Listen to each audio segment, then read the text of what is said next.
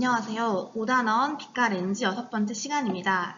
오늘은 과학책 106, 107쪽을 함께 공부하겠습니다.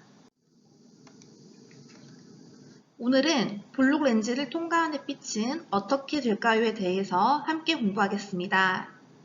그동안 우리는 볼록 렌즈가 빛을 모아준다는 것을 배워서 잘 알고 있습니다. 오늘은 그걸 다시 한번 확인해 보는 시간입니다. 그럼 지금부터 수업을 시작하겠습니다. 볼록 렌즈로 작품을 만들어 본 적이 있나요? 볼록 렌즈로 만든 여러 작품을 살펴봅시다.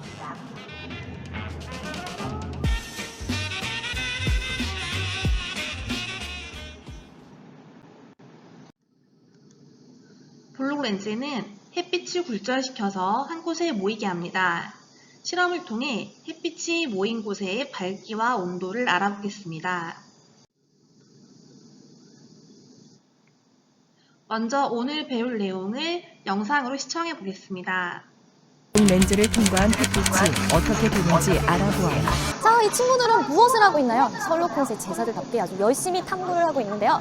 듣기만 해도 스트레스가 쌓이는 시험, 학원이라는 글자가 이렇게 눈에 뻑뻑 틀리면서 타고 있는 걸 볼 수 있습니다. 이 친구의 손에 들고 있는 것은요, 바로 돋보기, 그러니까 볼록 렌즈인데요. 이 볼록 렌즈가 대체 어떤 기능을 하기에 글씨를 태울 수 있는 것일까요? 이 햇빛이 볼록 렌즈를 통과하면 어떤 현상이 나타나는지 관찰하면서 볼록 렌즈의 기능을 한번 살펴보도록 해요. 자, 운동장에 나가서요, 이 볼록 렌즈를 스탠드에 고정시킵니다. 그리고 태양, 볼록 렌즈, 하얀색 도화지가 일직선이 되도록 모아줘요. 그런 다음에 이 볼록 렌즈를요, 하얀색 도화지에서 점점 멀게 하면서 이 햇빛이 하얀색 도화지에 만드는 원의 크기를 관찰하면 되는데요. 이 실험을 할 때는요, 반드시 이렇게 이 친구들처럼 색안경을 껴야 하고요. 혹시 호기심이라든가 아니면 장난으로라도 이 볼록 렌즈로 태양을 이렇게 보는 일은 절대 없어야 돼요. 그리고요, 이렇게 만들어진 이 원을요, 오랫동안 보거나 이 원이 피부에 닿지 않도록 주의하면서 실험을 해야 합니다. 자, 그렇다면 이 볼록 렌즈를 통과한 햇빛은 과연 어떤 모습일까요? 관찰해 볼게요. 자, 이런 모습입니다. 가까이 했다가 점점 멀게 했더니 이렇게 어떤가요? 원의 크기가 달라졌는데요. 관찰한 것은 그림과 표로 정리해두면 좋겠죠? 자, 이렇게 정리를 했습니다. 자, 약 5cm로 가까울 때는 원의 크기가 이렇게 커요. 그러다가 25cm의 중간일 때는 원의 크기가 작아졌다가요, 다시 45cm로 멀어지면 이렇게 원의 크기가 커지는 것을 관찰할 수 있는데요. 자, 여기서 약 25cm 중간일 때 만들어지는 이 원을 조금 더 자세히 관찰해 보도록 할게요.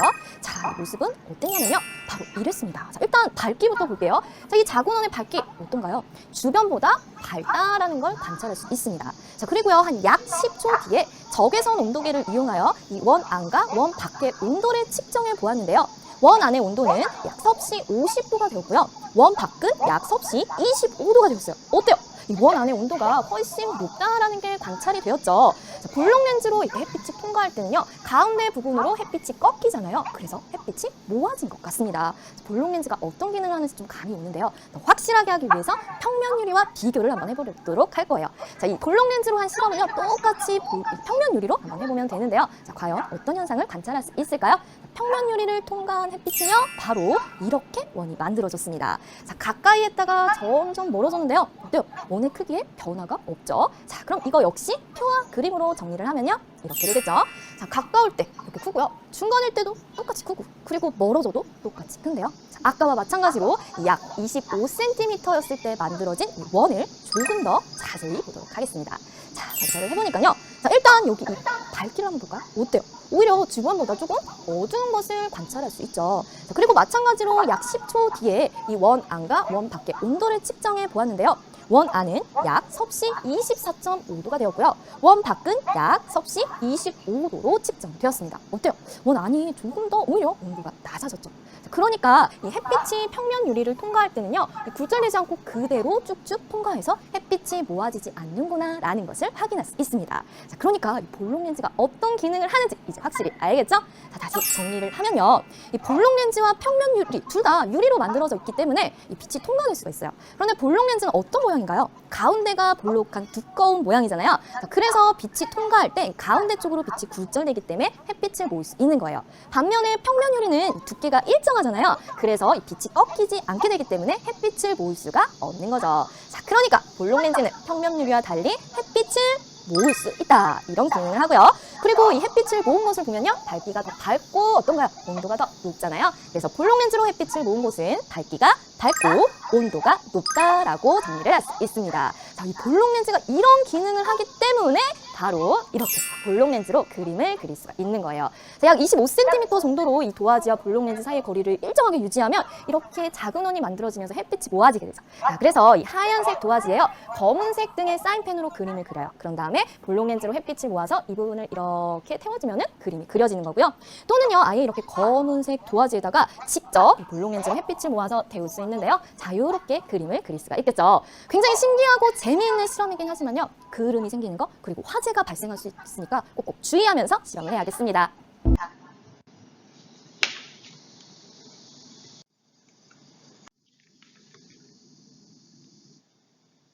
시청한 영상의 내용을 함께 정리해 보겠습니다. 먼저 1번 햇빛이 볼록 렌즈를 통과해 나아가는 모습에 대해서 공부하겠습니다. 햇빛은 볼록 렌즈를 통과할 때 어떻게 나아가는지 다시 한번 복습해 보겠습니다.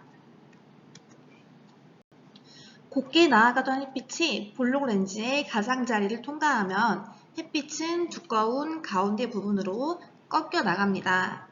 왜냐하면 햇빛은 유리를 비스듬히 만나면 속도가 느려져서 유리 쪽으로 굴절하기 때문입니다. 곱게 나아가던 햇빛이 볼록 렌즈의 가운데를 통과하면 햇빛은 꺾이지 않고 그대로 나아갑니다. 이러한 원리로 인해 햇빛은 볼록 렌즈를 통과하면 한 곳으로 모이게 됩니다. 두 번째, 볼록 렌즈와 평면 유리를 통과한 햇빛 관찰에 대해서 공부하겠습니다. 볼록 렌즈와 평면 유리를 통과한 햇빛의 모양, 밝기, 온도를 표를 보면서 정리해 보겠습니다. 먼저 볼록 렌즈를 통과한 햇빛의 모양을 살펴보겠습니다. 볼록 렌즈와 하얀 도화지 사이가 가까울 때는 밝은 원이 넓게 퍼져 있고 볼록 렌즈와 도화지 사이의 거리가 25cm, 즉 중간일 때는 밝은 원이 작아지면서 빛이 모이게 되고 볼록 렌즈와 도화지 사이가 멀 때는 다시 밝은 원이 넓게 퍼지게 되었습니다. 볼록 렌즈를 통과한 햇빛은 한 점에 모였다가 다시 퍼지기 때문에 거리가 멀어지면 다시 원이 커지게 됩니다.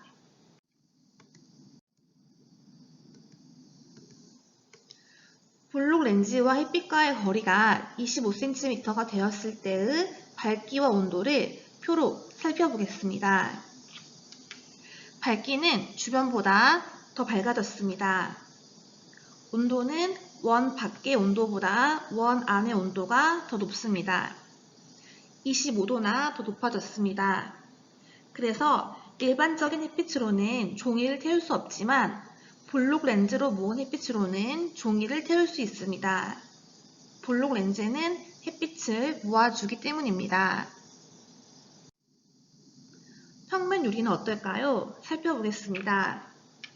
평면 유리와 도화지 사이의 거리가 5cm로 가까울 때나 중간일 때나 멀 때 모두 동일하게 밝은 원이 넓게 퍼져 있습니다.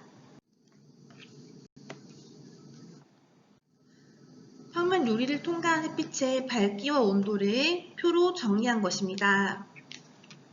밝기는 주변보다 오히려 어두워졌습니다. 유리를 통과하면서 아주 작은 양이지만 일부 햇빛이 유리 입자에 흡수되어서 밝기가 더 어두워진 것입니다. 원 안의 온도가 원 밖의 온도보다 오히려 아주 약간이지만 낮습니다. 마찬가지로 유리에 일부 햇빛이 흡수되어서 도화지까지 도달하지 못했기 때문입니다.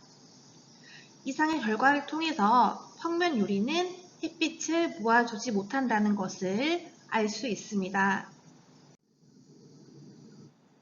세 번째, 실험을 통해 알 수 있는 볼록 렌즈의 기능에 대해서 공부해 보겠습니다. 이상의 실험 결과를 통해서 볼록 렌즈는 어떤 기능이 있는지 살펴보겠습니다. 볼록 렌즈는 평면 유리와 달리 햇빛을 모을 수 있습니다.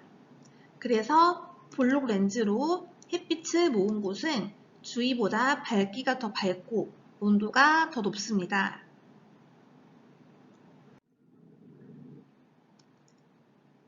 오늘 배운 내용은 볼록 렌즈는 빛을 모아주는 기능을 가졌다 라는 것입니다. 그럼 오늘 배운 내용을 실험 관찰 50쪽에 정리해 보겠습니다. 1번 문제입니다. 볼록 렌즈와 평면 유리에서 하얀색 도화지를 점점 멀리할 때 하얀색 도화지에 햇빛이 만든 원의 크기가 어떻게 달라지는지 그림으로 나타내 보세요. 볼록 렌즈와 도화지 사이가 가까울 때는 밝은 원이 크고 중간일 때는 밝은 원이 작아지고 멀어지면 다시 밝은 원이 커졌습니다. 평면 유리와 도화지 사이의 거리가 가까울 때나 중간일 때나 멀 때 모두 똑같이 밝은 원이 넓게 퍼져 있습니다. 2번 문제입니다. 볼록 렌즈와 평면 유리를 통과하는 햇빛이 하얀색 도화지에 만든 원 안의 밝기를 관찰하고 주변과 비교해 보세요. 그리고 10초 뒤에 원 안의 온도와 원 밖의 온도를 측정해서 비교해 보세요. 볼록 렌즈를 통과한 햇빛이 만든 원 안은 주변보다 밝고 평면 유리를 통과한 햇빛이 만든 원 안은 주변보다 어둡습니다. 원 밖의 온도는 볼록 렌즈와 평면 유리 모두 똑같이 25도였습니다. 볼록 렌즈를 통과한 햇빛이 만든 원 안의 온도는 50도로 매우 뜨거웠고 평면 유리를 통과한 햇빛이 만든 원 안의 온도는 오히려 약간 낮았습니다. 생각해 볼까요? 문제입니다. 탐구 결과로 알 수 있는 볼록 렌즈와 평면 유리의 차이점은 무엇일까요? 볼록 렌즈는 평면 유리와 달리 햇빛을 모을 수 있었습니다. 볼록 렌즈로 햇빛을 모은 곳은 밝기가 더 밝았고 온도가 더 높았습니다. 오늘 수업은 여기까지입니다. 오늘 숙제는 실험 관찰 50쪽을 정리하고 사진을 찍어서 각 과제방에 올려주세요. 모두 수고하셨습니다.